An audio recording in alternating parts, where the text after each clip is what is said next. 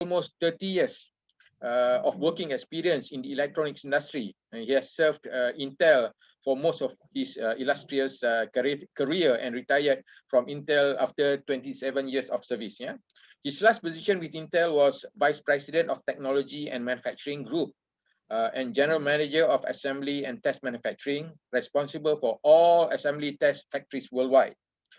He also served as the Vice President and Managing Director of Dell Asia Pacific Customer Service for almost 2 years.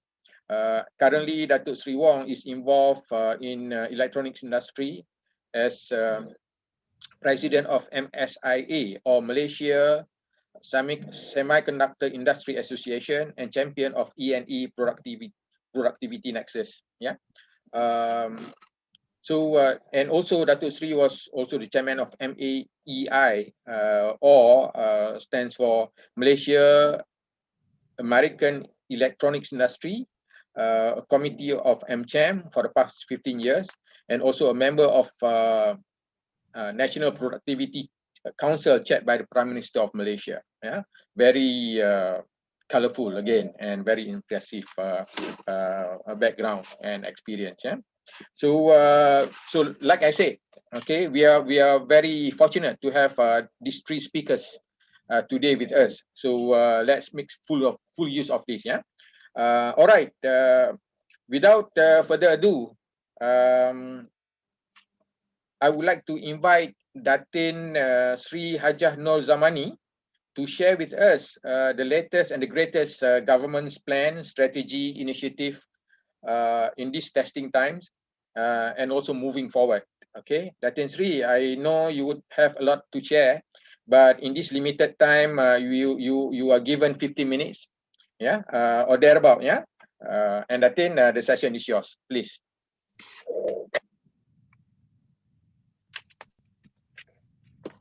Right, Bismillahirrahmanirrahim. Assalamualaikum warahmatullahi wabarakatuh, and salam sejahtera, and good afternoon to everyone. I must say thank you for inviting MOA for this afternoon webinar session, and of course, it will be fruitful at the end of the day that the sharing will be more on focusing on the student or student school days, and also they're going after they have graduated from their school. So on behalf of the Ministry of Education, I would like to thank the Malaysia Productivity Corporation for giving me the opportunity to present this webinar. Before we start, I would like to provide a little bit of information on students' enrollment in Malaysia in 2019. Why we are 2019? Because existingly in 2020, we still have the number, and 2020, we are looking at cleaning the data to see the real enrollment of students in Malaysia. Looking at the slide that I share, next slide, please. At the primary level, it is at 98.6%, while at the secondary level, the enrollment was to 92.2%. However, only 32.4% of the population further their education in tertiary level. Then I move to slide 3. It is on the SPM leavers percentage trend employed and unemployed. However, there are pockets of students who do not further their studies, such as poverty, lack of interest to pursue studies, lack of awareness on tertiary educational opportunities, and do not meet minimum academic requirement to enroll at tertiary level. So on average of 82.7%, or equivalent to about 90,000 children are employed. So, however, there is about 5% declining trend, where 84% in 2018 to 79% in 2019 among those are SPM leavers who get employed. And on average of 15.9%, or equivalent to about 20% SPM leavers do not get employed. In terms of the percentage, there is an increasing trend of 3% unemployed SPM leavers from 15% in 2018 to 18% in 2019. So it looks like there are increasing of numbers and percentage of SPM leavers who are still not employed. So increment is due to, among others, the COVID-19 outbreak. The data for 2019 during that time was only collected in 2020. So we have some of constraint that we can't get the actual data that been keyed in by the student due to the COVID-19 outbreak. The next slide, if you can see, that is employment by education and age group. Now, looking at the employment landscape as a whole, 66% of employed person education attainment is at secondary level. This indicates most people are employed in the low to mid-skill jobs, such as in retails, workshop workers, hospitality industry, and etc. So looking at the labor force by age group, 46.7% is in the youth categories. I'm looking at the age group of 20 to 34 years old. This group is the biggest group that will be impacted if any disruption in economic such as the pandemic. In 2020, the next slide, in 2020, the unemployment rate is at 4.5%. Out of these, 12% are from the age group of 15 to 24, which consists of fresh graduates that are SPM leavers. There is an increment of 1.5% from 2019 of the unemployment rate. And in 2022, the skills related under, what I mean is in 2020, the skills related under employment has reached 38%. This means that graduates now have to work in occupations which are lower than their qualification or in low-skill jobs.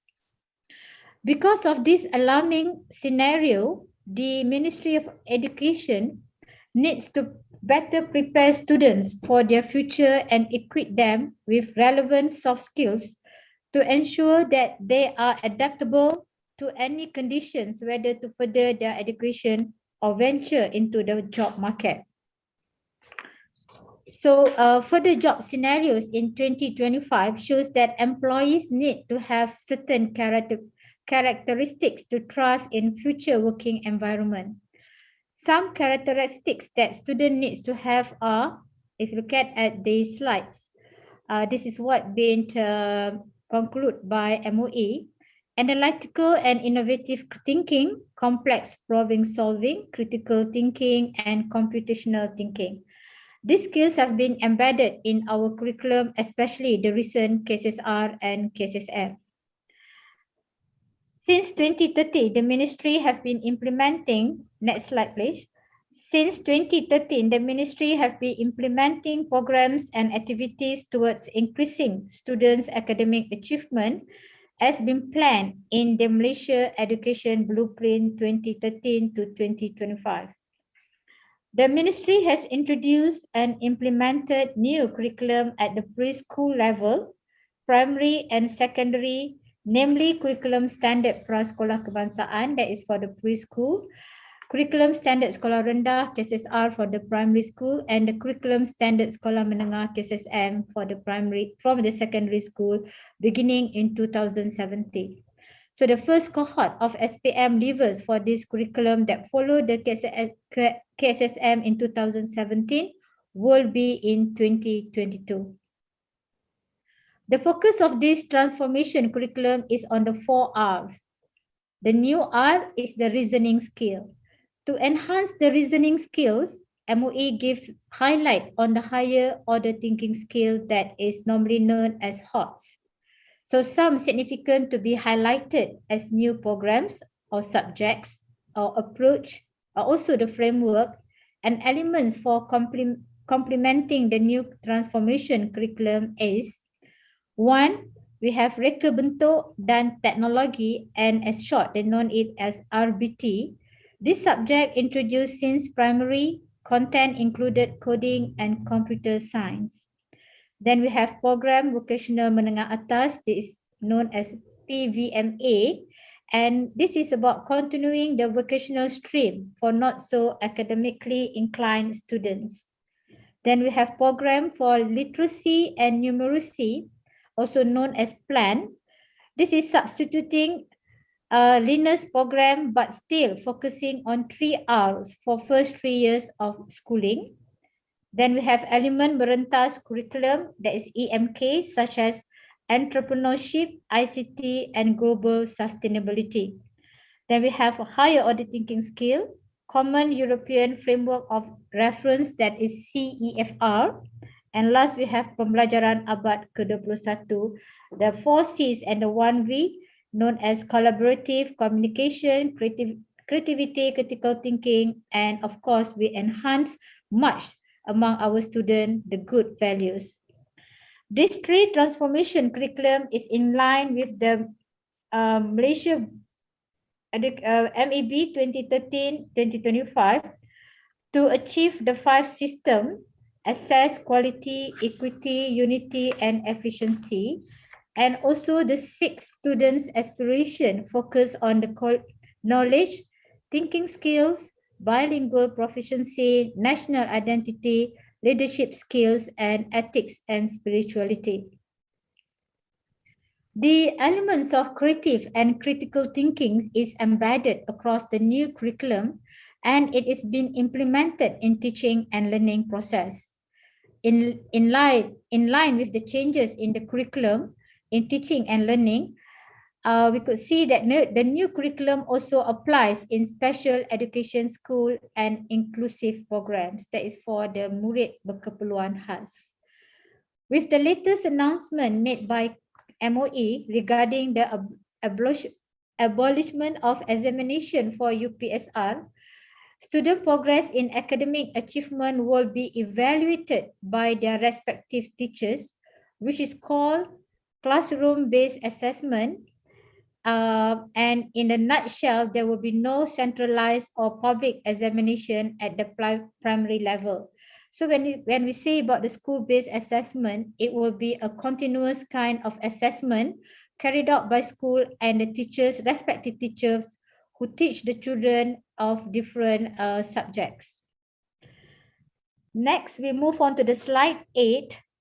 As mentioned previously, the ministry needs to prepare students on the skill needed for future jobs. So one of the skill is HOT. So higher order thinking skill, as I mentioned just now, it is the ability to apply knowledge, skill, and values in reasoning, reflecting, problem solving, decision making, innovating, and creating. And also it can be applied in the classroom through reasoning. That will be, if you look at the activities that carry out in the classroom, will be like inquiry-based learning, problem-solving activities, and projects. This is to encourage pupils to thinking tools such as mind map, as well as high level of questioning technique can be used by teachers and also the pupils. And the cognitive levels, applying, analyzing, evaluating, and creating. So these are the common cognitive values or levels that always been applied whenever we develop our curriculum and also teaching in the classroom.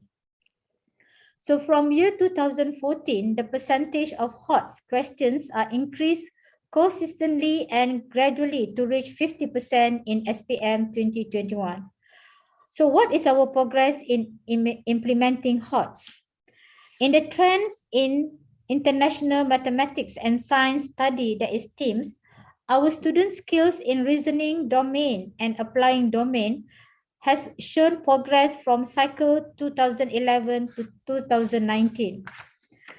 And the next slide, although we have made several transformations in our education system to meet the global demand, the ministry feels there are areas for improvement and enhancement, such as to strengthen implementation of the 21st century learning skills across the curriculum, then to strengthen public-private partnership to meet the relevant skills for employment, and the third one, to enhance the policy and the implementation on digital learning, and number 4, to increase students' awareness on tertiary educational opportunities. So I think with that, I conclude with the way forward, and I must say thank you very much. And back to Mr. Hayat, please. Okay, thank you very much, Datin, for the very informative sharing. It's very interesting. We'll keep the question in the round two. We'll proceed with the next speaker. If you have any question, you can put that in the question and answer tab so that I can pick it up and channel that question to the speaker. However, we'll do that towards the end. Round two, the moderator would have the chance to ask the question first, to the panelists or to the speakers. Okay. Now we would like to move to the expert in the academia arena. Please welcome Professor Dr. Nias to share with us his insight on this very important topic. Prof. Nias, you are also given 15 minutes, 15 to 20 minutes or thereabout. Yeah. Please, Dr. Nias, the floor is yours. Thank you so much. Can you hear me clearly? Yeah, a bit soft, but if you can speak closer to the mic, that would be good. Okay, thank you. So, and you're able to see my screen as well? Yeah, the screen is fine. Thank you. We can see so, that. So again, Assalamu alaikum to everyone, and a very good afternoon. And I must start by thanking MPC for organizing this very important discussion session. As you all know, at this particular point, both education system and the labor market remains severely disrupted by COVID-19 pandemic. And yet these disruptions have motivated us to invest more in education and skills. You are getting softer, Prof. I'm breaking up. You are getting softer. I'm getting softer. Okay. Yeah, if you can speak closer to the mic, they will be better. Okay. So yet these disruptions have motivated us to invest more in education and skills to deal with future market uncertainties. Even before the pandemic, in Malaysia and elsewhere, we have been worried about the future of work and fast changing nature of jobs. There is so much anxiety over automation and robots threatening to take away our jobs. And again, the policy consensus has been that we have to invest more in education. We have to reinvent our education system. But this also raises an important question. What should be the right form of education, and what are the right set of skills for 21st century labor market? And most importantly, where do we stand in Malaysia today? So I must thank Datin, my previous speaker, for making my job easy and providing a very good introduction to Malaysia's education system. So I will quickly provide my own perspective on this, and then I'll move on to issues related to the labor market. But first of all, I must remind you all that education and labor, they go hand in hand in the sense that education is one of the most prominent determinant of your economic well-being in the labor market, deciding that how much wages you get and what type of jobs that you do. And this realization has led to huge investment in education in all emerging economies, and Malaysia is not an exception.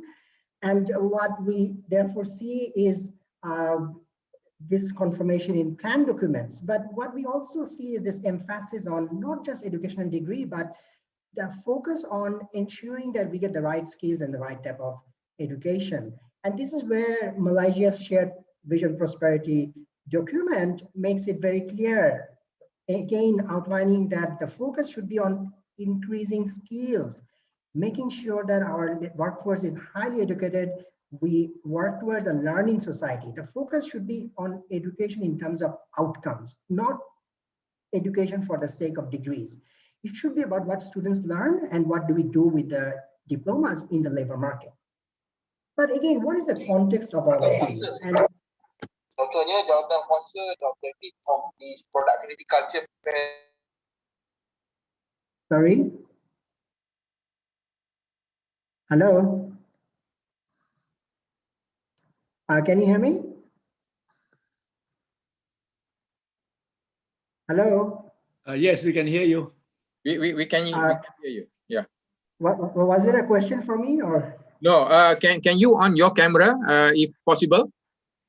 I wanted to increase the bandwidth just in case there is All any right. problem. All right. Okay. I understand. Okay. Understand. Okay. Thank you.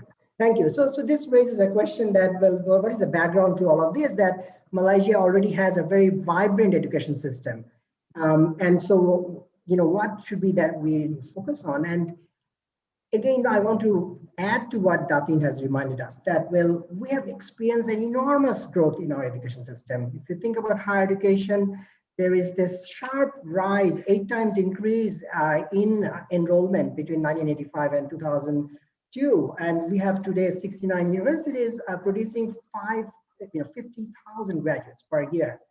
But this has been possible because of what has happened in the school education system, pre-university sector. And again, Datin has provided a very clear picture, but let me summarize again. What we have seen is this boom in student enrollment in preschool, primary, as well as secondary.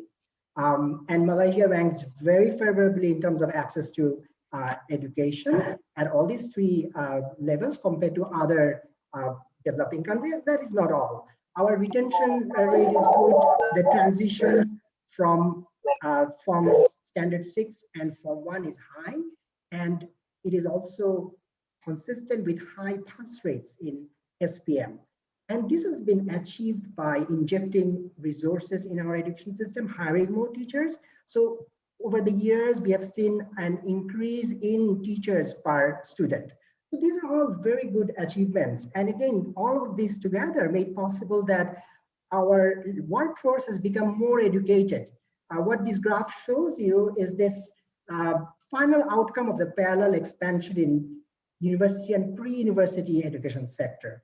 So together, therefore, today, we have 29% at least in the labor force with a tertiary degree. And at the same time, there is room for progress, as Datin pointed out, that at most 66% or 10 million, however, have only a secondary education or SPM certificate. So there is room for progress. But this raises a question then that, well, is it really about quantity or is the government concerned about quality? And the government acknowledges that, well, quantity without quality means no labor productivity. So therefore, there are a variety of targets, reforms that are already in plan documents. I won't repeat this. Again, Datin covered HOTS, and I've just listed a few other reform programs. But what we also see very encouraging in plan document is this high ambition that Malaysia wants to be in the top third of international assessments of students, such as TEAMS and PISA, by 2025. Again, Ministry of Higher Education has set the target of being in the top 100 in the world, at least 2 universities by 2025. So these are very ambitious, at the same time, practical policy targets, because quantity without quality means nothing. And we have seen a lot of progress, by the way, towards quality. In primary education, we still have problems of learning poverty, meaning that 13% of Malaysian children are finishing primary schooling without being able to attain proficiency in reading. But this, I must remind you, is still relatively low compared to Malaysia's regional peers. And again, we have seen progress in secondary education in PISA, which has lately improved. But again, the challenge remains in the sense that despite this progress, we are still in the global bottom third, which is far away from the target set in our blueprints document. And this is also reflected in Malaysia's TEAMS score, which unfortunately hasn't improved a lot, although there is some signs of progress in recent years. And what about our higher education sector? Again, it's a similar story. It's a mixed achievement. On one hand, when we look at our ranking in QS, there is good news. We have reasons to be proud. We have kind of met the Ministry of Higher Education target, but this story changes when we look at a different ranking, which is Times Higher Education, where we are far from being anywhere close to a world-class university. None of our universities are actually close to that target, and we are unlikely to achieve it by 2025. And this has coincided with some rather unwelcome developments in the education sector. Malaysia has lately broken into the top 5 list of countries for the wrong reason, for academics publishing in journals that are considered to be dubious and of questionable quality. And this therefore raises a question that what should be the true measure of quality in education so far as universities are concerned? And again, the Malaysian Education Blueprint provides a definition that it should be really about what the students are able to do. The new higher education system that we aspire should instill an entrepreneurial mindset throughout Malaysia's higher education system and create a system that produces graduates with a drive to create jobs rather than one that only seeks jobs. But the reality is that our graduates are struggling in the labor market. Bank Negara confirms that graduates are not being able to attract a good salary, and this has been complicated by the pandemic, during which our graduates are now being forced to accept minimum wage. But I must add that this is not so much about the pandemic. Long before the pandemic, I have been interviewing graduates in different parts of Malaysia as part of a joint survey with the World Bank. And what we find is that labor market perceptions confirm the quality shortfall in higher education. Master's degree holders are working as Grab drivers. Sometimes they're being offered pay well below minimum wage. And this, make no mistake, is well before the pandemic. So these frustrations are very strong among Malaysians outside Klang Valley, and it is also shared in our research by parents. So this sort of tells us that, well, something is not quite right about the final product of our higher education system. There are concerns that university degrees are not quite any longer a guarantee for labor market mobility. The pursuit of education is leaving many young workers frustrated and often trapped in high financial debts. So this takes me to the main point of my discussion that, well, what should be the best way to interrupt this rather conflicting trends in data? Is it really a crisis of education quality, or is it something terribly wrong with our labor market? According to the World Bank, the labor market is not producing enough high quality, well-paying jobs. So therefore, the problem seems to be more with the employers. And here I want to be provocative. That, well, is it really that then employers are somehow deprioritizing skills? They're somehow not pursuing productivity. Perhaps they're looking for a way to run businesses that make market sense, but it's not consistent with Malaysian aspirations. So employee salaries, for instance, according to Bank Negara, is not in line with labor productivity. Malaysia's Vision Shared Prosperity document makes similar comments. Again, the finger is being pointed at employers that they're not doing enough. And again, when we look at data on training, according to the World Bank, Malaysian employers are also not investing enough in workers in terms of on-the-job training. Most jobs turn out to be low value-added activities. Employers are also not invested in innovation and technology. And all of these imply that somehow there is this preference for a low-skill, low-wage equilibrium. This labor regime kind of suits employers, but that in turn creates disincentive among students and graduates to work harder and acquire skills, particularly 21st century skills. And again, this is only half of the story, because when we speak to employers, they have a different story to tell. They say that we find it difficult to find the graduates we need. Particularly, we have difficulty finding workers with advanced skills. And also, employers are requesting more and more socio-emotional skills, which they argue is short in supply. So therefore, clearly we have a problem. There is a mismatch between demand and supply, but we are not quite sure at this point what is the root cause of this. Are we really creating too few jobs of high quality? Or are we producing too many graduates? Or are we producing wrong graduates? Are we producing too many diploma holders without skills? Again, when I turn to Malaysian graduate tracer survey by Ministry of Education, it says that 60% of our graduates remain unemployed 1 year after graduation. So therefore, it seems that employers have a point to make. And again, when we look at the labor market, we have another view that there is this stagnant supply of skills in the labor market. There is surely a challenge with our education system in that sense.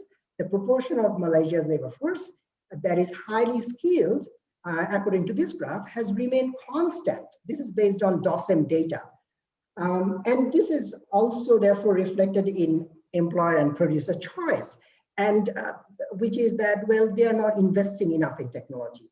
When we look at frontier skills, Malaysia is behind its aspiring other regional competitors. So therefore, if I want to sum up this contrary trends in labor data and education data, I can do so in this way.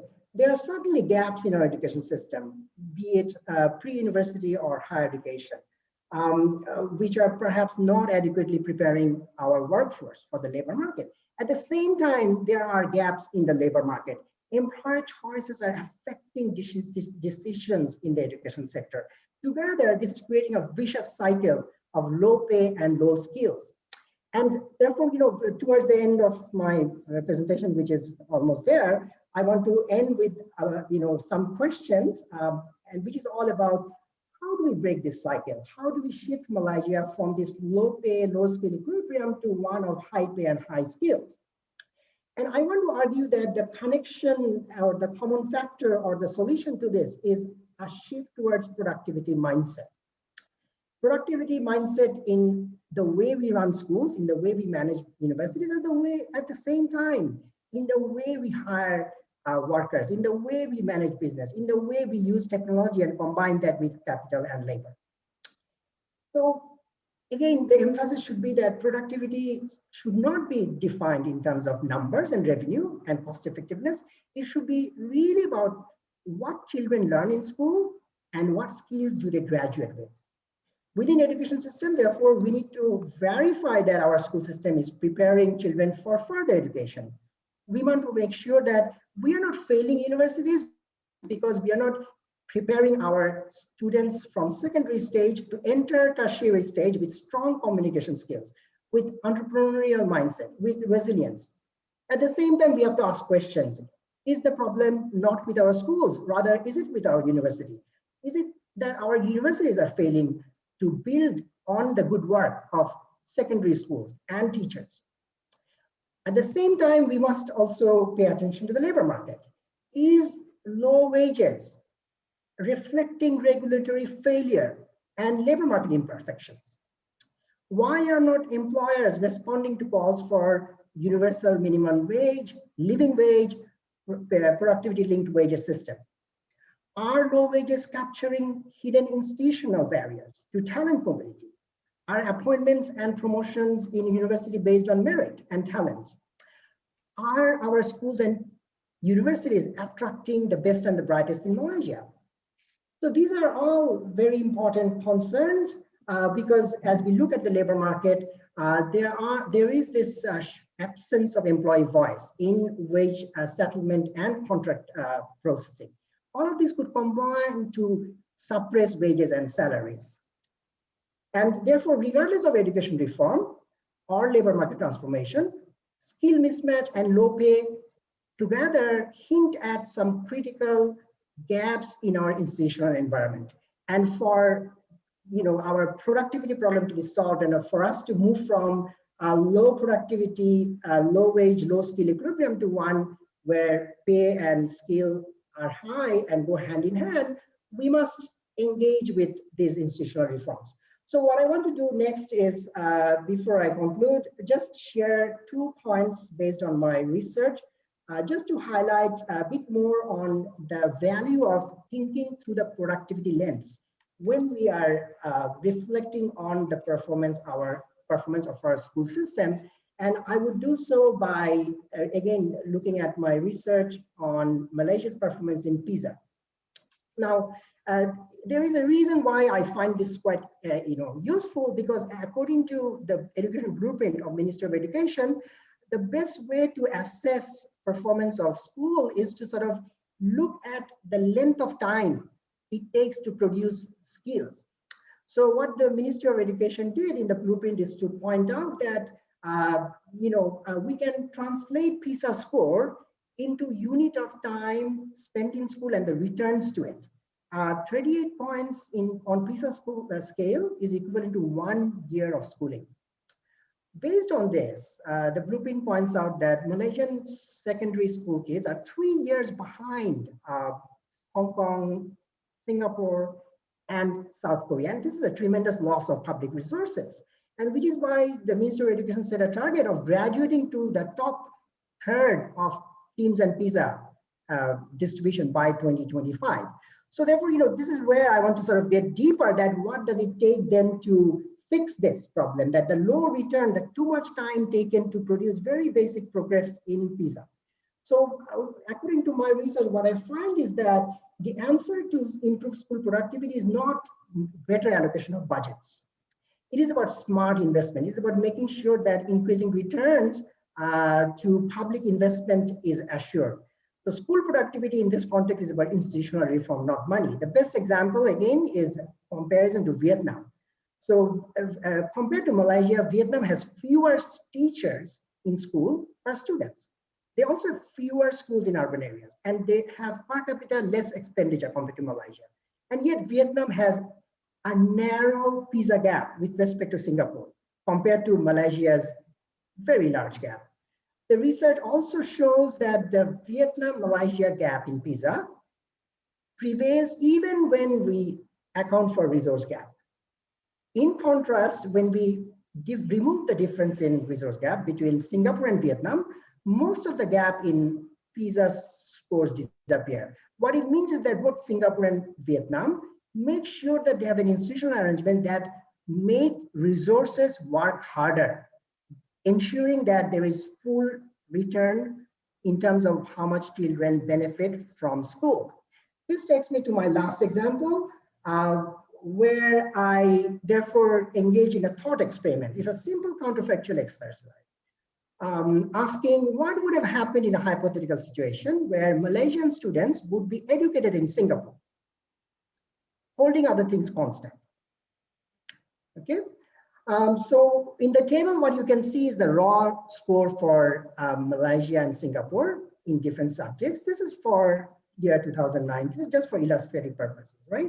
So what we do next is to predict the potential score that a Malaysian student would have enjoyed if she was educated in an institutional environment that is similar to that in Singapore.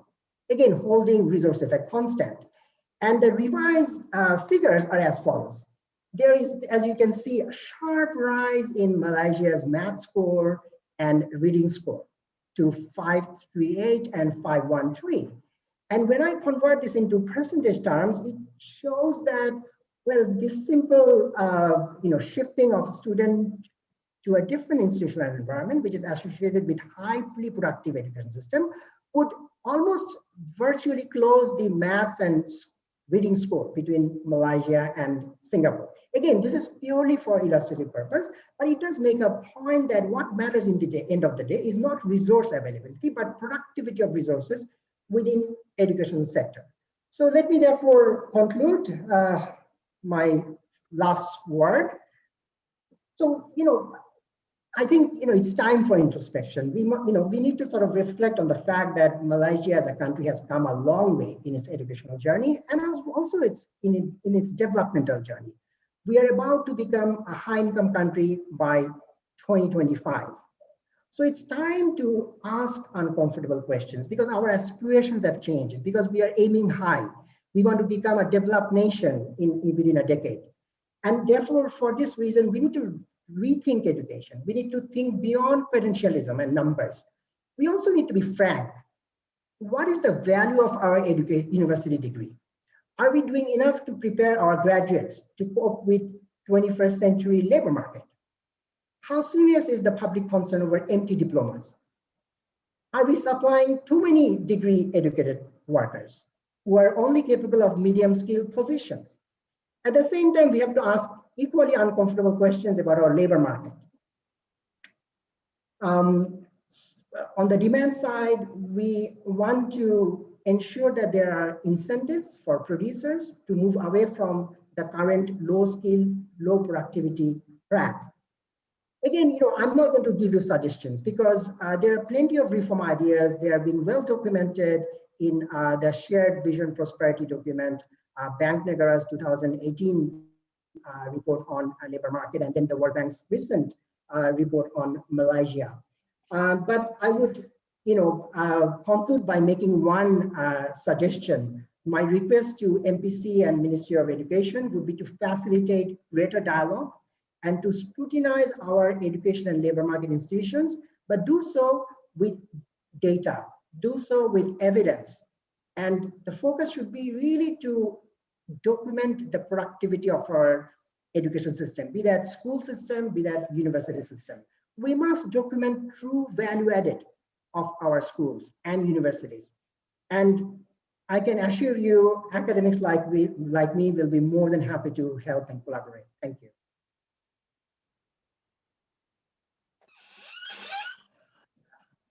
Okay, thank you, Dr. Nias.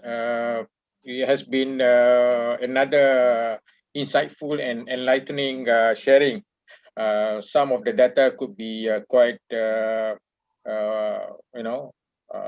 thought-provoking, if I may say. Yeah.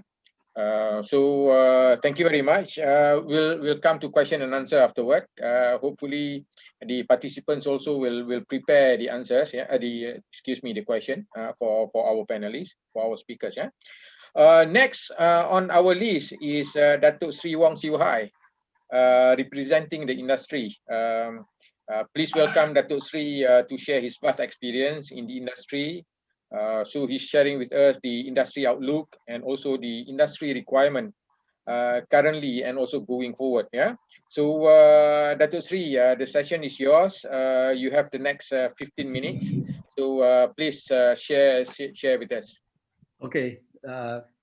Thank you very much, Mr.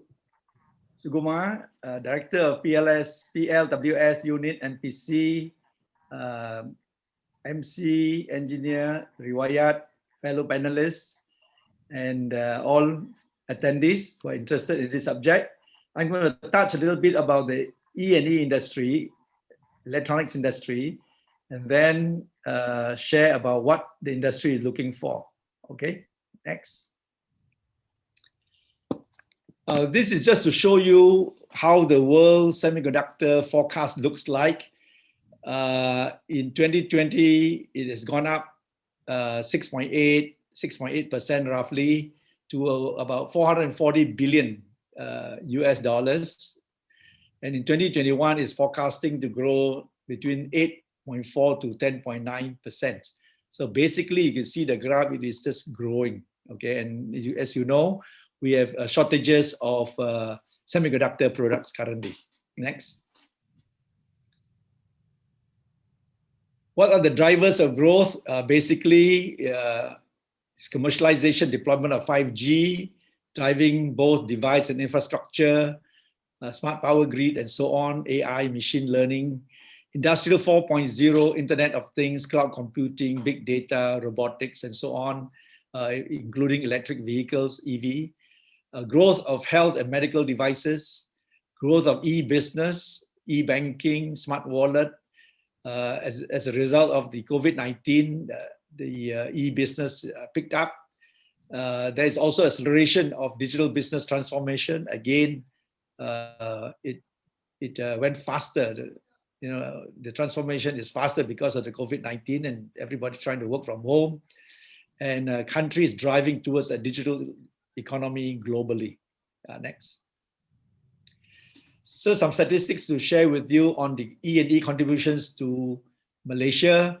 Export value at 39% of total export, 6.8% contribution to the national GDP, 575,000 jobs are created, and the total investment in 2020 came up to 15.6 billion in the E&E industry.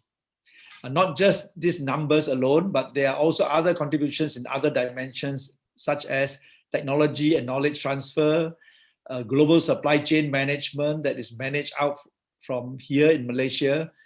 And there's a global business services as well. initiation and the startup of design and development, as well as global and regional leadership, which means Malaysians are now running global organizations as well as regional organizations. Next. I just want to share with you some of the key programs E&E Productivity Nexus are doing in collaboration with MSIA, the Malaysia Semiconductor Industry Association. One of the things that we have done is to promote Malaysian companies through the world through the establishment of the E&E Marketplace Malaysia portal. One of the problems that were told to me by our Malaysian companies is that, how do I promote myself to the world? The Malaysian market is not that big, therefore we need world market. So that's how we came out with this. We also try to encourage more companies to buy local, especially MNC and large local companies, because we have very good companies here who can compete both in quality, design, as well as cost. Then we have our My Skill at Workplace, trying to do industrial upskilling and reskilling program for the unemployed and retrenched engineers. It's either place and train or train and place. And also my Reskill IoT for the Industry 4.0 companies and projects. The future, we are looking at the National E&E Forum. We have done that twice already, 2019 and 2020, very well received. We have many foreign speakers as well. We are trying to do a supply chain study to understand what is the gaps in Malaysia on the supply chain and how can we close that gap. We have also looking at the vendor development program, how some companies are doing this very well and how can we share these best practices with other companies, especially the multinational and the large local companies, to transfer some of the knowledge to our Malaysian companies. We are working with universities to design Industry 4.0 training kits. Right now, most of our kits come from Taiwan. We use them for training to train both university students as well as small, medium companies in Malaysia. We also would like to work on encouraging more Malaysian companies to grow, especially in design and development and innovation. We are working with NCER to establish the Technology Innovation Center to help companies to who want to do a startup or do commercialization by using the tools and equipment in the Technology Innovation Center, so they can reduce the cost for of innovation as well as barrier to entry in the business. Last but not least, of course, we'll continue to do webinars, including like this type, but focusing more on the electronics industry topics. Next, please. Some of the changes with the industry, some of the emerging, changing job landscape, they're shown here, like data analysts, AI, machine learning specialists, general and operations managers, software and application developers, sales and marketing, big data, new technology specialists, and so on, information technology services. This is jobs that is changing the landscape. And in the E&E industry, and the changing in the new technology, there's so many new technologies that are happening today. We need design engineers, IC design engineers, electronic systems development engineers, embedded system development engineers, semiconductor materials engineers, product and test engineers, advanced manufacturing engineers, process technology engineers, and so on. Here I'm only talking about the engineers, but together comes with HR, with finance, with supply chain, with production, manufacturing specialists, and so on. Okay, next. So what is the industry actually looking for? Other than basic, adequate, I call it technical understanding of your subject, is very basic they are looking for. But other than that, they are looking at a positive attitude, people with positive attitude, people who can adapt to change, because change is happening all the time and some people just find it difficult to adapt. Good communication skills and able to engage in the conversation and engage with people. Responsibility and accountability is something very hard to teach, but they like to look for people who are responsible and people who are honest and with integrity. People are able to handle complex problem solving, critical thinking, creativity. That's all spelled out earlier by Datin Seri already. And social emotional intelligence, how do you handle people, work with people, and able to respond, empathize. And last but not least, time management. You are able to get things done within the time that are given to you, and you can manage it. That if you can manage time management, if you can practice good time management, you can get more things done. Okay, next.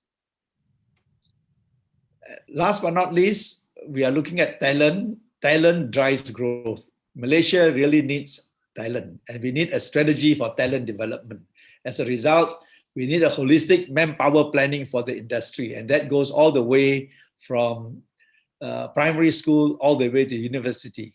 And just now, Professor Nais already shared quite a lot of information about what is happening in the education field. But we need more students to pursue science and engineering. During my time, we have about 60%, of the classes are science. Everybody clamored to go to science. In fact, if I remember my year, we have 5 science classes and 2 arts. But now I think we have fewer, maybe it's the other way around now, 2 science and 5 arts. So we need more science and scientists and engineers. If we are going to be a country for innovation, to go into technology, we need such people. We also need a program to use other people's talent. I mean, Singapore, US do this very well. They started with ASEAN scholarship all the way from standard 6. If they can't get you, they get you in Form 3. Can't get you in Form 5. Even after university, they still get you to go and work in their country. Same with the US. They attract all the top students to study in the US, and then they ask them to work, stay back and work in the US, so they never come back. Same with Australia, same with many countries. Today, China is doing the same thing. They have the China's 10,000 Talents program, started in 2008. Over 10 years, they have attracted 7,000 high-end professional scientists and engineers to work in China. In 2019, they attracted 300 top engineers from Taiwan to move to China. Even today, with the China-US trade war, this is going to be more intense. Next, please. Basically, that's it. I wanted to share with you. I will take questions later. Thank you. Thank you, Dr. Sri Wong, for very informative sharing with us, from the industry standpoint. Okay, going forward, we'll go into Q&A session. We have seen the presentation by the speakers, and you are welcome to ask questions as well. I could see there are 2 in Q&A. I'll address and channel these questions to the speakers or panelists afterward. But before that, Datin Sri, the first question is going to go to you, Datin. To see some of the slides that you have shown to us, it is very heartening for us to see what the government, especially MOE, has done, and also what has been mentioned about MEB. I believe this is Malaysian Education Blueprint, 2013-2025.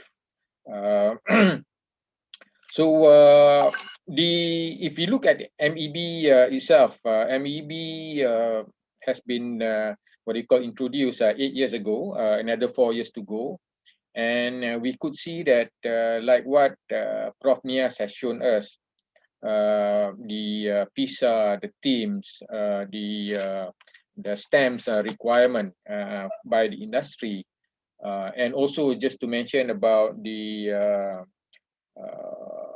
international competitiveness report, such as the Global Competitiveness Report, by the World Economic Forum, the World Competitiveness Yearbook. This one is from the IMD.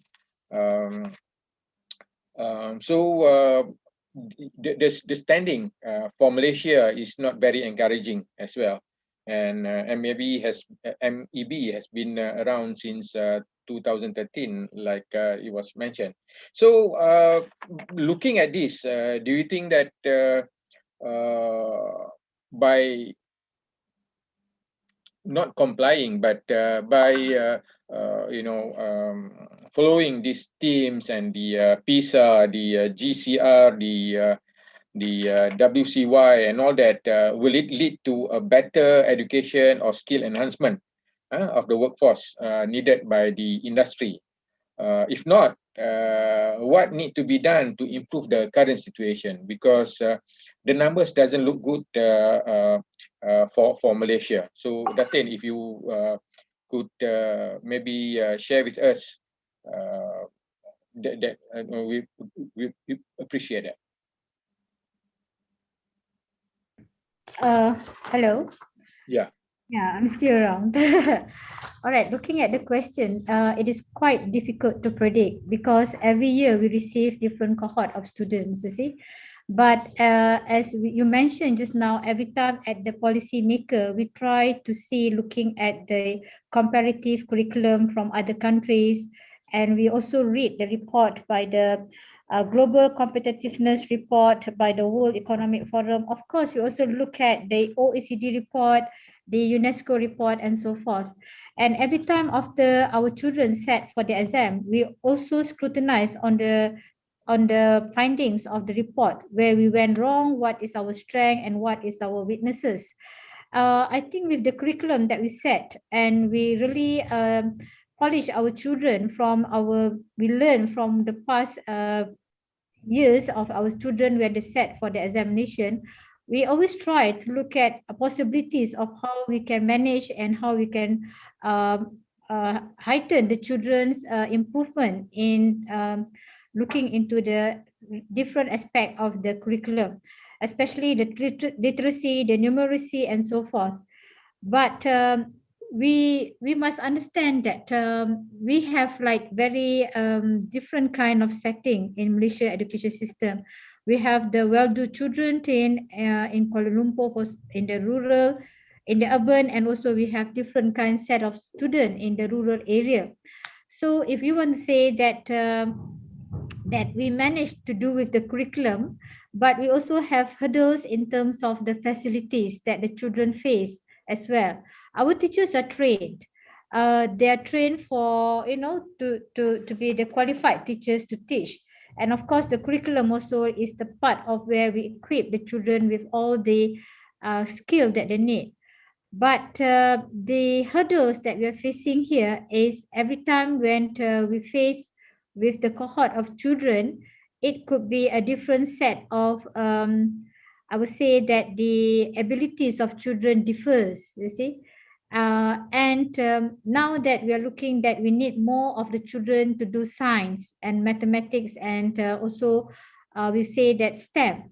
But our children, we can see that many are also drawn for other kind of areas. And when we have students who are chose at random to sit for the exam, some of them are not really ready because of due to the different abilities and also the different setup of schools facilities in Malaysia.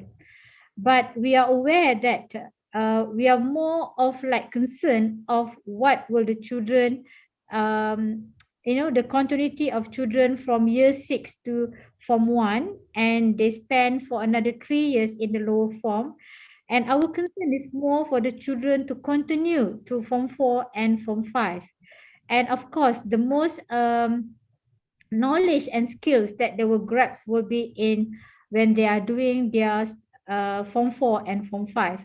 Whereas we think that like PISA and TIMSS is more for us to improve on our curriculum development, how we impart the curriculum implementation in the classroom, and also partly also we can still look at of how our teachers qualification in terms of like giving or teaching them in terms of science, literacy, or numeracy. It is quite difficult to say that, and if we say that we are far behind from those countries that doing well, our concern is more of our different landscape of education in Malaysia. All right. Thank you, Datin, for the answer. I still want to latch on this measurement again. Yeah, I understand what you have said, Datin, but this question is going to be directed to Prof. Nias. Yeah, latching on the same what do you call GCR and WCY again. Yeah. Prof. Nias, how can the criteria of this international report, you just mentioned GCR and WCY, there are so many more, the PISA, the TIMSS, the PEARLS, and whatnot, yeah? And also we know that STEMs is very important for the job in Malaysia. I read a study by the UTM lecturers talking about STEMs, and but we are actually getting further away from that. But now going back to the GCI and WCY, how can Malaysia use this international report more effectively to improve our education standard, or is it relevant at all? Like what Datin mentioned, I know that there are caveats here and there, but now I want to ask a blunt question whether this is relevant at all, or what should be done in order to ensure effectiveness in improving the education criteria ranking, if it is. Prof, please. Much. It's a great question. For me, these rankings and reports are quite relevant if you think about Malaysia's ambition. That Malaysia is a very well-integrated country. We have embraced globalization. We have very strong trade linkages, and we are aiming high. We are no longer happy to compete with Indonesia. Rather, we are targeting in OECD countries, and the aspiration is to be in that category. And what these reports do is to remind us the distance that exists between where we want to go and where we are today. At the same time, I agree with Datin that we should not kind of feel paralyzed every time we see a number. This is just for guideline. This is indicative. It's a good reminder for us of the challenge that remains and the amount of work that needs to be done. And also it is a way to inspire us that when I shared the number for Vietnam, if Vietnam can do so much in education with so little, so can Malaysia. So again, I suppose if we reflect on Malaysia's challenge, the concern over middle income trap, the concern is about being able to cope with competition from below, low wage economy, as well as competition from the top. Advanced economies that are progressing not because of low wage, but technology and innovation. And again, what these reports do is to sort of give us the reality check. So, and I would use these reports in that context. I wouldn't use this necessarily to sort of create a panic or to sort of lose hope. I think that would be the wrong use of it. There should not be fixed targets, but these are good reminders for us to stay in touch with the reality. And also, it is useful in the sense that sometimes we make progress, but that is in an absolute sense, absolute space. But our competitors are making more progress. So I remember one number on Malaysia's educational attainment among workers in the labor force, where the number for 2 years is not very different. But the reason why we see a dip in our ranking is because other countries have increased the average years of schooling among their workers. So that is, I guess, another example of how these reports are useful, that, well, it reminds us that you're doing good, but others are doing better. Thank you. Okay, thanks, Prof. So I would sum it up as, I think we want to look at this because this is the indicator for competitiveness, and but we don't want to get overly hung up on those numbers. That's what you're trying to say. But I think MPC in this respect is trying to do to have the initiative on how to get all those numbers to be better, the ranking to be getting better, and the scoring to be better, and stuff like that. I think we have to pick and choose what is really pertinent to our nation and work on that. I think that's what MPC is doing as well. Okay, but thanks. So if I may add, oh, sorry. Yeah, I think from when we started with the teams and PISA, and when we just start with our Malaysian education blueprint, we are quite excited with the ranking and also with the number where we are compared to other countries.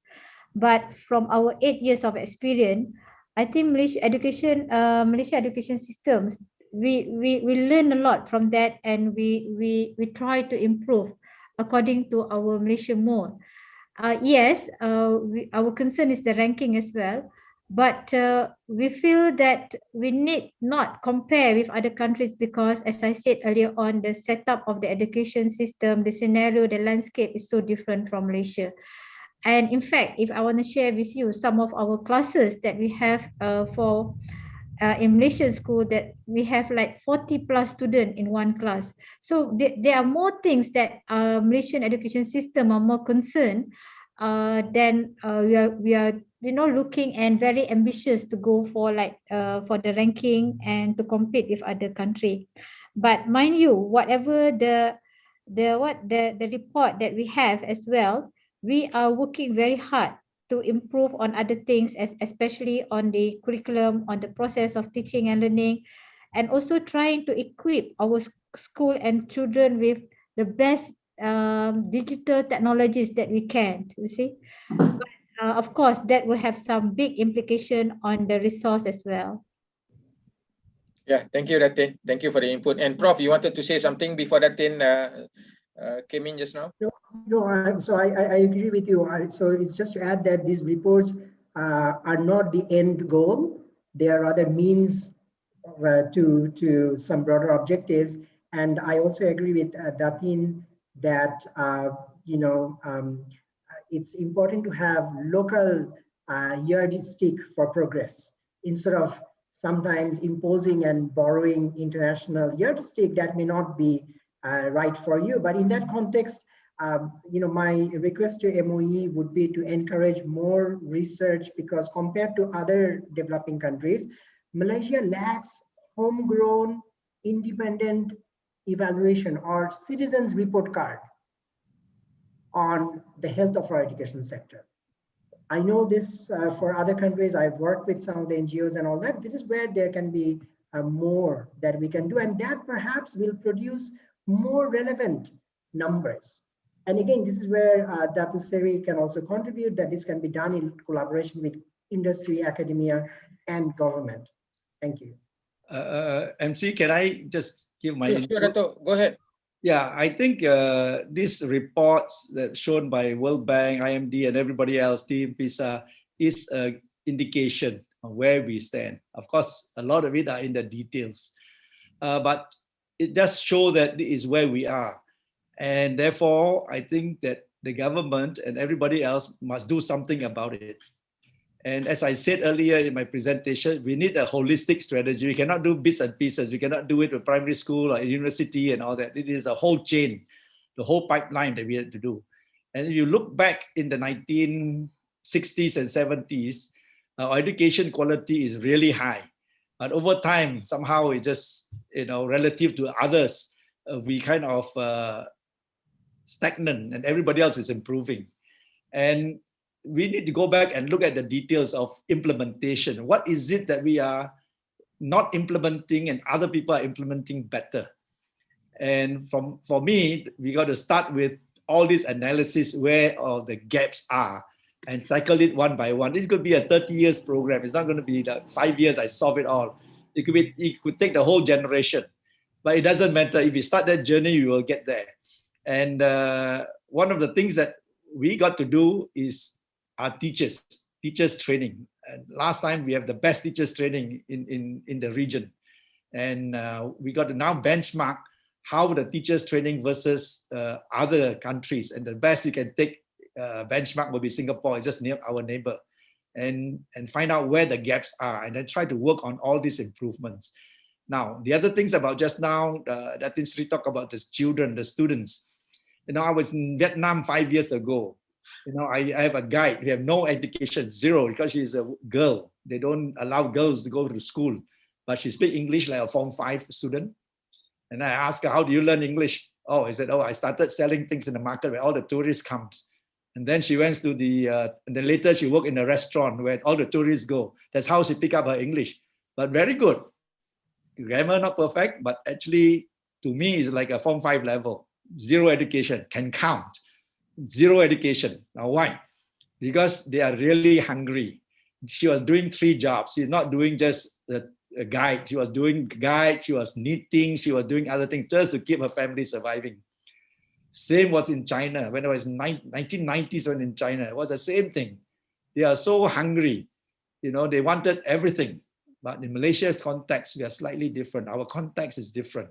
So now the question everybody need to ask is, how do we inspire our children to be better and can compete with the rest of the world? Now, we have very good examples. Now we have people in sports, in science, in education. They went overseas. They're doing very well. They are Malaysians. They went through Malaysian education system, but they are doing well. They went to Harvard. I mean, let's talk about Grab, for example. But there's only a few. So we are trying to target the masses, how to bring the standard up. And that, I think, require thorough understanding of what the gaps are and try to put implementation step by step. If not, I think it's going to be very difficult. Thank you. Yeah, fully agree with you, Dato'. So I think, Chairperson, that maybe I would like to invite my panelists to come and we can share about our success story.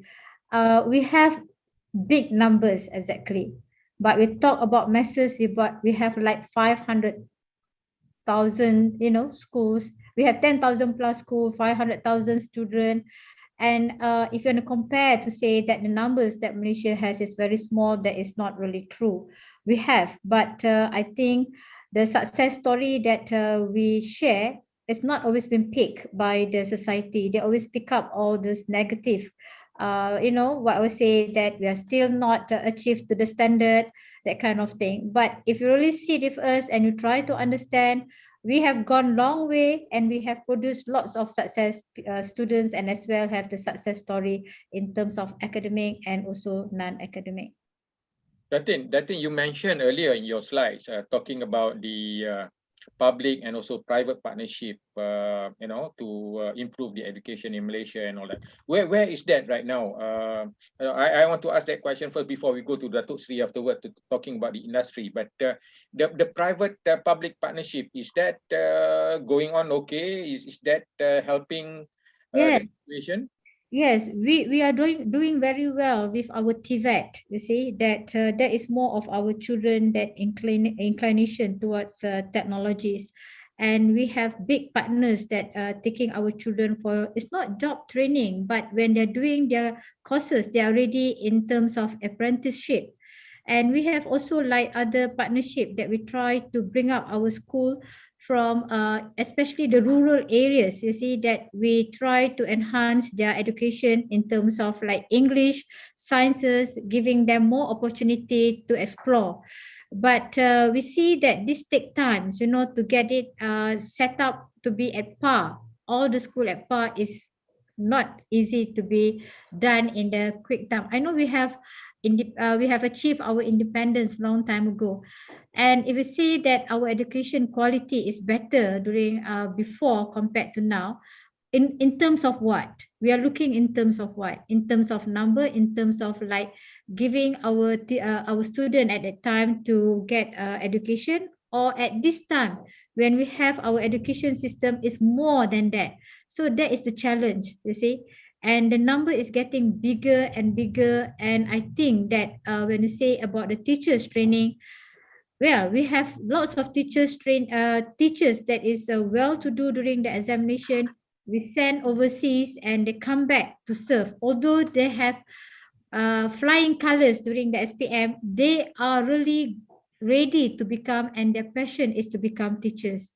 So, but we cannot give a general conclusion or general remarks on our education for our children, because it is so colorful, because we have SK, Sekolah Kebangsaan, then we have Sekolah Jenis Kebangsaan, and then we have sekolah bantuan kerajaan, sekolah bukan bantuan kerajaan. It is so difficult, but other countries, they are very almost is like we call it homogeneous, you see. So that is the scenario that I talk about from the beginning. I must say thank you, and I must say that I have to leave. I really Thank you, Datin. I Appreciate it. really enjoy the discussion, and as I say that I must welcome our panelists or other interested party if they want to share what are our success story and also what are the challenges that we are facing at the moment. And the private partnership, I think that really help us, especially for the children to go for the job market, even if they are not really qualified or they're not even been trained, but there are other ways that we want our children to be employed. And of course, we want our children to be the wholesome, balanced, and have good characters as well. That's true. That's true. Yeah, Datin, it depends on which side are you looking, you know. Of From the course, private I'm side or looking from the as a government teacher. side. Yeah, okay. But we hear you, and I think no, we are hopeful that the government will continue to come up with the initiative on how to improve the education in Malaysia. Yeah. Okay. Let's move on to the industry. Datin, thank you very much for your time. I know you are busy. And I'm not busy, but I have other commitment, yeah, as I mentioned earlier. And I must say thank you to my other two panelists. I really enjoy listening, and also that it has enlightened somehow rather that your notes have given me how to improve on our Malaysian education system. All right, thank you very much, and Assalamualaikum. Waalaikumsalam. Thank you very much, Datin. Yeah, okay, Dato. Dato, I know you have been waiting for the question. What question will come to you? Now, it's not, maybe it's not going to be a very, what do you call, sensitive to the question that we have been talking about. But it's more for the employment, the employment when they have got the right education, they got the right skill, they got the right, they go into the right job. Now talking about the right wages and all that. The PLWS, the PLWS, the Productivity Linked Wage System. This has been introduced by the government for quite some time now, and also MPC has come up with its eSPO just to accelerate the I wouldn't say compliance, but to educate and make aware to the industry on the PLWS. The implementation of the PLWS is expected to benefit both employees and also employers. In many studies, it has shown that it has, it benefits both the employees and also the employers.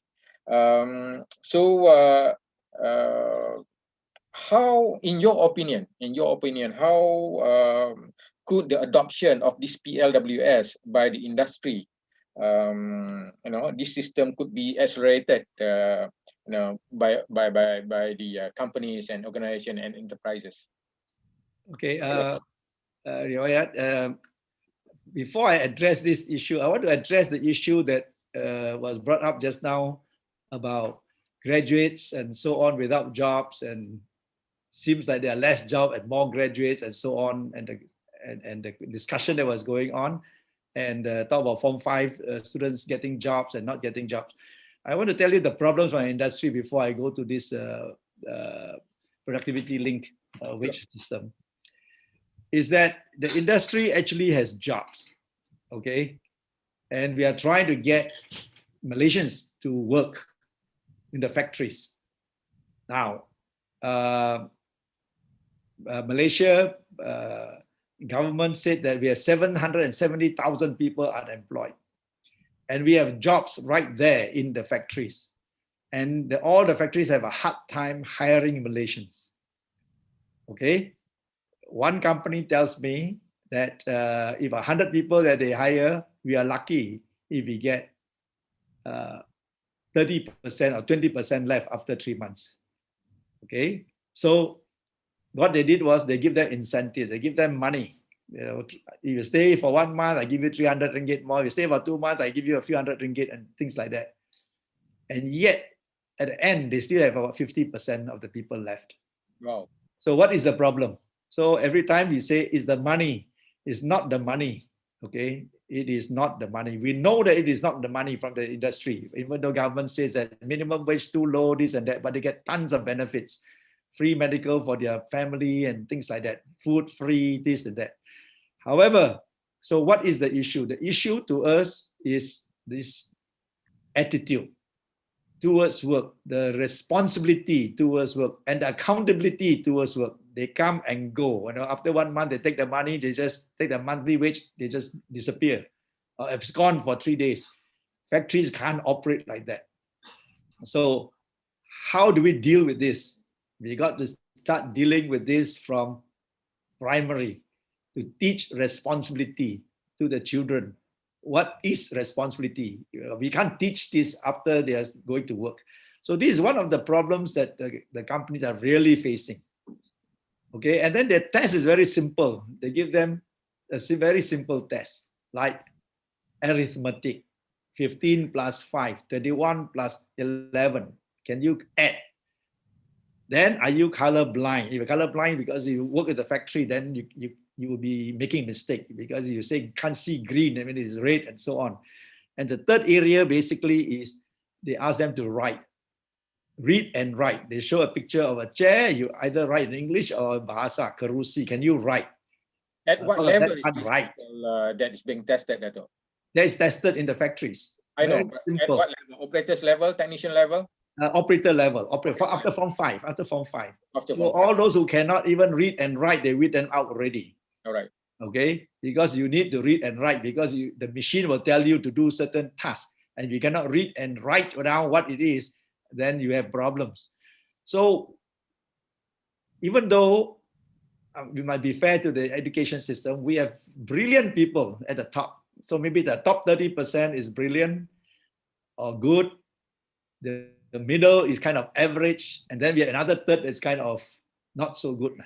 Okay, that industry will probably reject. So that's where you have this problem, this gray area at the bottom that we are talking about. So I know what Dato' Sri was saying from MOE point of view. Yes, we have brilliant people. We have people who can go to Harvard, no problem. But we are talking about on the average. What is the issue? This is the issue of attitude. So when you come to productivity linked wages, you can see even for attendance, they give incentives and people still don't come to work. Every week of attendance, you come 1 week, they give you 50 ringgit. So if you attend second week, they give you more money at the end of 4th week, so that you make sure that you come to work every day. Even then, they can't get the people to come 100%. So we have problems like this.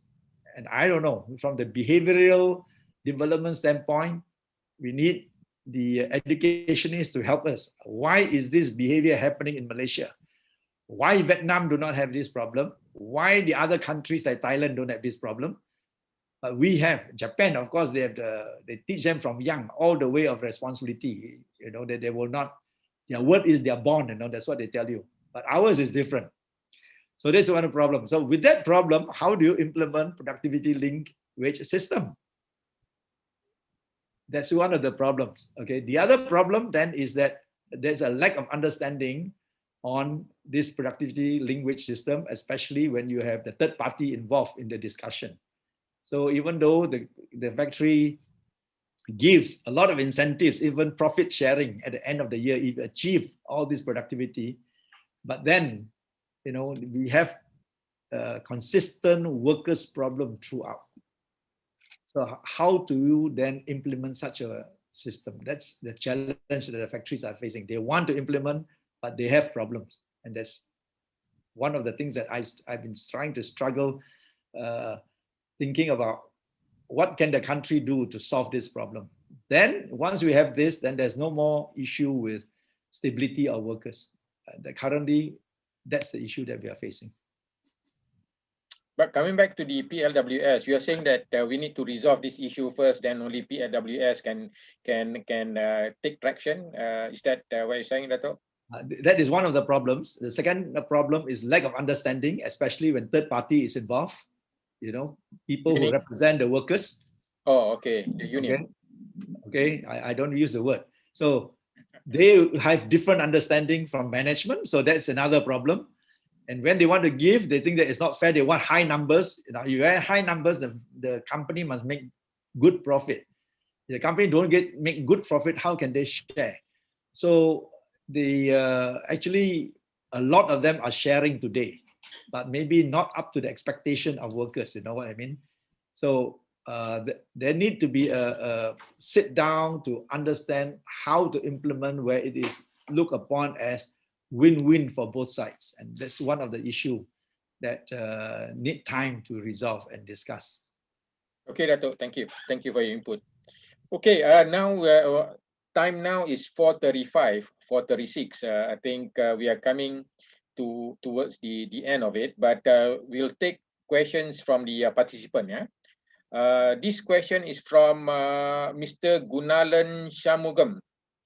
I saw that this question was being posted during the slides presentation by Datuk Sri. The question is, what is significant role played by supply chain for IR 4.0, Datuk?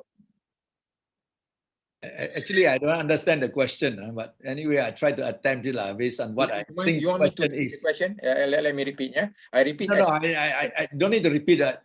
I don't understand the question because it's what is supply chain industry 4.0. But in any case, a lot of supply chain methodology today are applying industry 4.0 techniques, okay, which means that they use ERP system, but more than ERP system, they track all the way from beginning to the end, trace every part that is being used, and then they also allow customers to view what is going on to the floor real time. So the customer says that my product is A, how is my product doing? The customer can view all that, a part of industry 4.0. So in the supply chain, that what do you call it, application of industry 4.0 techniques like data analysis, the capability of linking all the machine together to track all the systems and output is there. I'm not sure I'm answering the question because I don't really understand the question, but I wanted to say that if you apply industry 4.0 to a supply chain management system, you are capable of doing all that. Not only that, you can also convert your machine within, it may take, in the past, it may take 2 hours to convert a machine, convert the whole line of machine because of a change in product line. Now you take minutes to change that because of application industry 4.0 techniques. I hope I answered the question. If not, ask the question again. Yeah, somewhat, Dato', because this is talking about the supply chain and what is the significant role played by the supply chain in the IR 4.0. I think you answered that already. Prof, you want to attempt to answer this one as well, or I give you another question? All right, okay. There's another question by Inche Hisham Haji Rahmat. Hisham Haji Rahmat from MOE. So question to Prof Nias and Dato Sri Wong Siu Hai. How do we deal with the local employment industry that is not meeting up the job demand of the produced talents and graduates? Okay, maybe Dato want to answer that one. Yeah, can I tell you what we are doing, okay? For the engineers, you know, engineers spent about 4 years in the university. For me, it is a big waste if they cannot get a job in engineering. I don't want these engineers to work in the sales, work in insurance, work in other jobs that are not engineering related after you spend 4 years. Of course, I cannot deal with everyone that cannot get a job. I just gave you a rough guideline of 30, 30, 30 just now, okay? Now, so for the bottom 30% or so, we want to get them back, so as much as we can. So what we did in our E&E Productivity Nexus was that we did a upskilling or reskilling. I would call it upskilling rather than reskilling. That means that we teach them we have training program for them about 3 months or to 6 months, depends, okay, on the program, on basic engineering, okay, that targeted for the industry. So we don't cover all engineering projects, we just subjects, we just cover what is pertinent for the industry. That's number one. And number two is that we teach them the soft skills. We have 10 days of classes of soft skills, okay. Now, in that class, we find that these students, graduates who didn't get a job, fail on two parts. One, they fail on the technical part. The technical part is not like we ask them some very tough question. We ask them the most basic question. You know, we ask them about their project. What did they do? They ask them about a circuit. Can you draw this basic circuit? They can't draw. Can you interpret that circuit that because you have studied this so basic, year one subject, maybe year two, they cannot do it. So all they fail, okay? And then if those people are technically sound, then we found out that they can't pass the interview. Why? Because when they ask them a question, it's either a yes or no answer, or they don't know. They don't answer, or they don't give a proper answer. So then how are you going to have a discussion? How do you going to communicate? Your communication skill is so weak. And for engineers in the industry, most of it are in English. So your English, no need to be very strong. It can be good enough for communication. They are quite happy already. You don't have to say as if your English must be fantastic. No, but it is beyond that. You know, these people are not able to even communicate simply. You know, even mixed English and Bahasa also they could not. So that's how they could not be hired. But that's why I had to qualify the top 70%. They're okay. The top 30% are immediately before they graduate, they probably have 5 jobs offered already. So we are now talking about the weaker ones, why they can't get jobs. And so we are trying to recover from there. That's the method we are using. We call it help them to upskill. All right. Thank you, Dato'. Okay, next question. This one actually is directed at Datin, the way it is worded. Some feedbacks from industry is that Malaysia local workers lack soft skills, lack communication skill. You just mentioned that, Dato'. Less motivated, high arbitration rate, etc., etc., etc. Hence, companies prefer to employ foreigners. Is KPM, so that's why I say that is directed to Datin, looking into instilling more soft skill elements into the curriculum. If Datin is not here, Prof, you may want to take this question and answer on your suggestion. Maybe you're not talking on behalf of KPM, but your suggestion, how could this be improved? No, thank you. And I also want to connect with what Dr. Sevi has mentioned about Vietnam, China, 2 countries I have traveled and I have researched on. And again, what those countries have plenty in common is soft skills. Being able to pick up skills that we typically look for within a school setting, even when they don't have access to schools. And so in the social sciences literature, there is now this very powerful correlation that if you start with abundance of soft skills, you are good at picking up hard skills. So meaning that non-cognitive skills such as, perseverance, patience, grit, and then cooperative mindset, these are all very critical for also excelling in literacy and numeracy. And what they point out, what the science points out, is that these skills are to be acquired early in the childhood. So by the time you hit the labor market, it's almost impossible for an employer to teach you soft skills. It's too late. And this is something where, therefore, the policymakers has to look into, because I think historically there has been too much emphasis on STEM. But again, what the science of skill acquisition is telling us is that even for you to excel in STEM, you will be in an advantage if you start with abundant soft skills. So soft skills therefore have value on their own. At the same time, they make you better in acquiring hard skills. So I think this is therefore a time for also higher education authorities to sort of rethink, because I am aware that in curriculum there is emphasis on soft skill, but what is missing is the practice of it in the context of education. So if you're teaching soft skill without practicing it in the way you interact with students, in the way you as a teacher interact with another teacher, in the way you run the school, that is not going to be sustained. And I think that is where we are missing the point, right? So it's a system-wide approach to producing soft skills, keeping in mind how critical it is in the entire production of skill set. So it's not something that you do on a piecemeal basis. And again, I would use this point to connect with Datu Seri that, I will be happy to share with you the paper I've written on the cultural capital of Vietnamese students and how that is creating an advantage for teachers and schools to get more out of students with little resources. And so when they're struggling with a maths problem, for example, they don't have this belief that I'm bad in maths.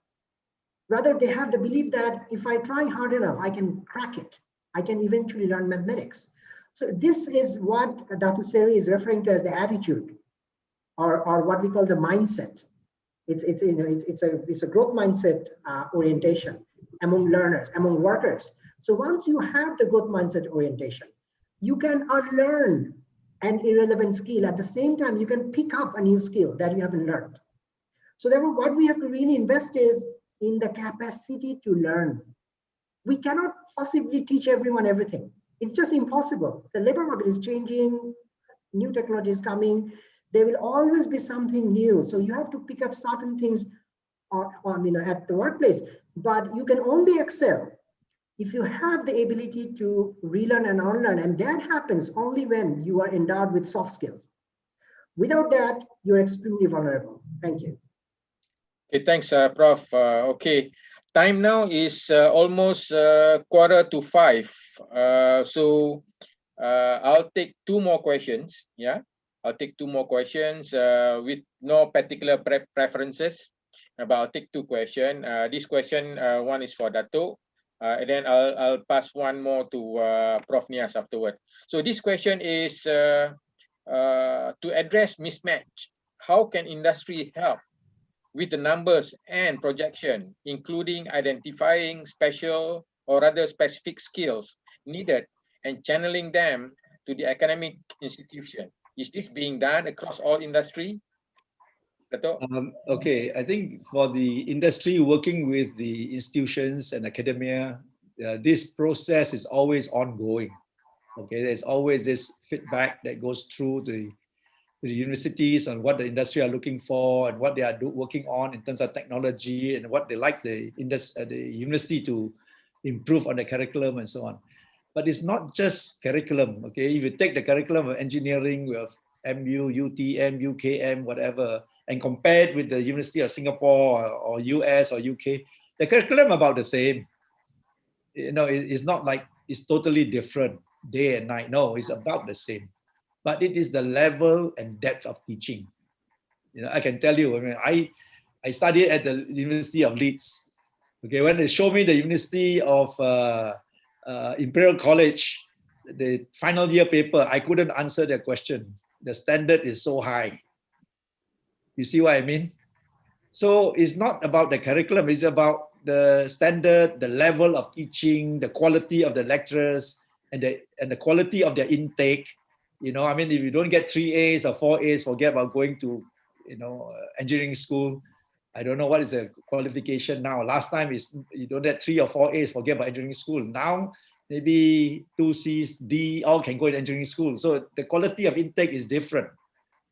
Okay, so working with universities is always there to improve, okay, to improve on the curriculum and so on.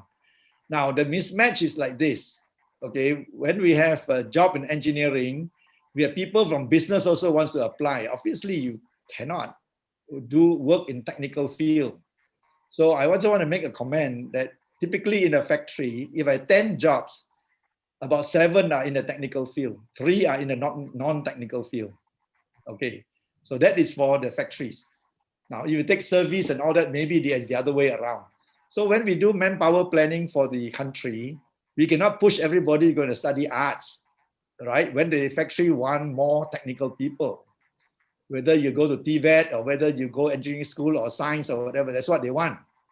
So I don't know how that balance is done between the Ministry of Education versus the demand on the ground. So maybe there are other demands in supermarket and all that where they don't need technical field, but then you must see how many jobs are created over there. So that balance need to be taken. So if you study history and you want to go and do technician job, obviously you must go for retraining. You can retrain, no problem, but you just have to be retrained. But you cannot say now I want to go and do the job at that price. And the other thing also is that I think our graduates need to sacrifice sometimes, because our graduate says that if I'm a graduate, I need to earn certain level of salary, 2005, for example. I'm not willing to take any job that is lower. If 1005, no, I'm not taking that job. But there is a job, okay? So that's why we say underemployment. But then, you know, in the 1980s, 85, if I remember, there was a sort of recession. I have graduates coming from overseas, Malaysian, coming back, and the parents had so much money on their education. They came back and there was no job. And this girl came to me and said that I will do any job. So I said, okay, I have supervisor job in the factory, and you have to work shift work, 24/7. Will you be willing to take? She said yes. She took half the salary of a graduate. Okay, and after 20 years of work, she's a VP of HR. So sometimes we have to sacrifice and say, okay, I will take. I can't be choosy. There's no job. I will take that job. Just like the COVID pilot become Grab driver and all that. Fine, I will do it. But then as I gain experience and opportunity comes up, she apply for the position and get promoted and get promoted and get promoted. But if I don't give her the opportunity to do that job, that's the only job available, she will never have a chance to progress. So sometimes we have to sacrifice, but you must be willing, you know, to take that on. Yeah, good advice, Dato'. Thanks for the answer. Okay, last question. This one is to Prof. Nias. What are the biggest challenges faced during the implementation of the initiative to integrate education with industry needs? I think you would be able to answer this question. Yeah, you want me to repeat that question, Prof? Yes, please. Okay, this one is from anonymous attendee. The question is, what are the biggest challenges, or probably he wanted to say what is the biggest challenge faced during implementation of the initiatives to integrate education with the industry needs? I'm not clear what initiatives are these. Are these labor market initiatives? Are these education, side initiatives? So I will. Yeah, go ahead. So should I assume that these are education initiatives? Yeah, education. So to integrate education with it. Okay, yeah. so thank you. So this question, in my opinion, relates to Malaysia's shift towards knowledge economy, and now we are talking about knowledge society. So when we are reforming our education system, it is about ensuring that our graduates are compatible with our aspiration to become a world-class knowledge economy and knowledge society, where knowledge is the potent source of power, be that economic power, be that social power. And in this context, therefore, again, the issue of soft skills become very relevant, because if you're thinking of education and economy in the age of knowledge society, you have to integrate your capability as a worker with your ability to interact with the society and societal challenges. So you have to remain socially relevant. So this therefore again brings up the point that, well, if we are emphasizing on some subset of skills without ignoring the other, it is not a matter of choice. They have to go hand in hand together. But the implementation challenge, I suppose, arises sometimes in the context that the changes are so rapid that the changes of the industry are outpacing the rate at which the education sector is responding. And so again, that brings up the point that, well, what we need to invest is in the resilience of our citizens, that, well, we want to give them education that is empowering, that prepares them to deal with uncertainties without necessarily teaching them every single skills that the industry will need. As Datu Seri pointed out, that you can reskill, you can upskill. Sometimes there will be provision from your employer. Sometimes you can also take up new trainings. Sometimes the government will have subsidy for training for those who are already in the labor market. But none of this will work if you miss critical ingredients. I want to also go back to one point that Datu Seri made about hiring workers who can't do basic mathematics. How is it even possible when you're an SPM graduate? So this is what I was referring to when I mentioned learning poverty in Malaysia, that you are a primary school graduate, you have 6 years of education, you're unable to read. Now, the number is 13%, but those 13% can cause a big problem in the labor market, right? For jobs where they are needed as in blue collar sector. And therefore, if you are also pushing them, for instance, into higher education, what is happening is they are progressing through the education cycle with massive holes in basic skills. Without capturing basic skills, you're pushing them into higher skills. So therefore, they're graduating neither with higher skills nor with basic skills. So they become a burden for employer, for the industry, for the economy. So I think, I will sum up it this way. While we are prioritizing 21st century skill set, we must not forget 19th century skill set. There is no point of, emphasizing critical skill when we also fail to universalize literacy and numeracy. And as we speak, 13% is not a small number. As we speak, that is the gap that we must not overlook. Thank you. Okay, okay. I said that was the last question, yeah. But I like, yeah. I saw one question, a very good question, just to end this webinar. The question is from Afika Rahim. I'll give a chance to Dato and also to you, Prof, to answer. Give you 2 minutes each, yeah, to answer this question. Just what comes to your mind. I know there are a lot of things, but what comes to your mind? Yeah? This question is, if there's one thing we should change in education, what should it be? So I'll give it to you, Dato, first. Oh, I thought I explained the whole process, a holistic process. You got to take. But there's a lot of things. But one thing, Dato. Well, if that only one thing that you can do, what would it be? I think we got to encourage meritocracy. All right. We got to encourage that in the world you have to compete with one another. It's not just between you and me, but you are competing with the rest of the world. Sure. The standard, the PISA standard is so high. We are 3 years behind. We got to compete. And how, the question is how, and that will be the challenge to both the students as well as the teachers. We cannot just be complacent. Thank you. Okay, thank you, Dato. And Prof, your answer? One, yeah, only one. Yeah, one. So before I give my answer, I must also compliment what Datu Seri has mentioned, just to rephrase what he has said. Merit and education should be the main passport for labor market success in Malaysia. Not race, not nationality, not religion, not age. And until unless that happens, education investment makes no sense. But if I want to now single out one thing that we should do right in education for Malaysia, I was thinking whether to answer this using input or output. So I would pick input. I want jobs in the education sector to become first choice for Malaysians. Be that, Malaysians, the best and the brightest, should aspire to become a school teacher or a university professor. As we speak, that is not the case. And this is one of the key reasons why Singapore and South Korea are marching ahead, Malaysia being left behind. Thank you.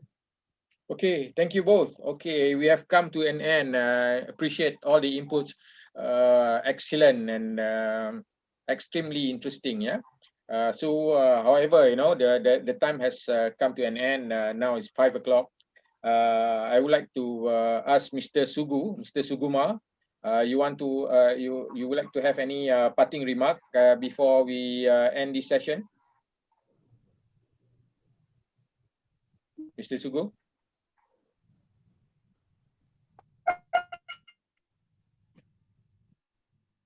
Cannot hear you.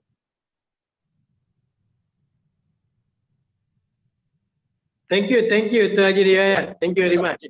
Hello, Yeah, can hear you now. cannot hear me. I can hear you now. Can you hear me? Yeah, go ahead. Okay, it's very interesting and very informative session. There are a lot of new things we have learned today. Okay, so I hope that this webinar session will give some policies and the UNISOL and also the industry players. They all get together. It was mentioned by Dr. Sri. The success of the education system will make sure that we have very competent labor force. Okay, and also we can have what we call it a very competitive nation, a very competitive labor force. Thank you, Tuan Haji. Thank you, Mr. Suguma. Yeah. Okay, it has been very insightful sharing from our speakers today. A lot of informative and enlightening information. However, we have to apologize. The time is limited. We have only 2 hours. In fact, we plan to have only 1.5 hours. We thought that it would be boring. However, with the line of questioning and with a lot of inputs and a lot of dialogue, I think we managed to cover the full 2 hours that has been allotted. Thank you very much. Good job done by the panelists. Yeah. Please join me to thank all the 3 excellent speakers today. Datin Sri Hajah Nur Zamani, Professor Dr. Nias, and Datuk Sri Wong Siu Hai for the valuable knowledge and that they shared with us. Yeah. Thank you also to Mr. Suguma, Dr. Suryati, Cik Sakina, Cik Nurul Syamimi, the organizer from MPC, for the tireless effort and also for being a great organizer. And thank you to all the individuals who have made this webinar possible. And not to forget to thank you all the attendees, yeah, and the viewers, participants who have joined. We apologize for not being able to answer all the questions. Time is not on our side. But to me, it has been a very productive session. So I would like to end this webinar with wabillahi taufiq wal hidayah. Wassalamualaikum warahmatullahi wabarakatuh. Thank you very much. Thank you very much. Thank you. Okay, bye-bye. Thank you, everyone. Okay, thank you.